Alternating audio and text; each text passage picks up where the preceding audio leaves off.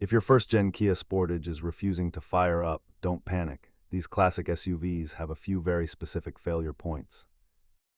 Nearly half of non-starting issues on this model year trace back to simple electrical connectivity or a dead battery.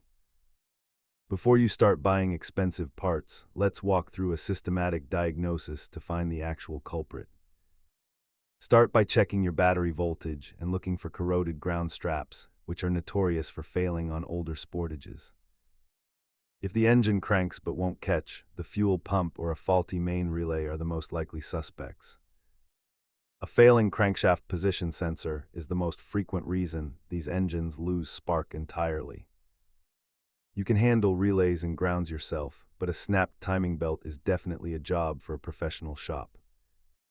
Most common fixes for the Sportage are under $100 if you're willing to do the work yourself.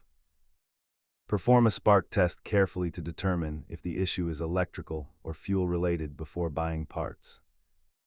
A simple multimeter and a basic socket set are all you need to handle most of these diagnostic steps. Remember that on a 25-year-old car, a loose wire is just as likely as a failed component. Check those grounds, listen for the pump, and you'll have your Sportage back on the road in no time.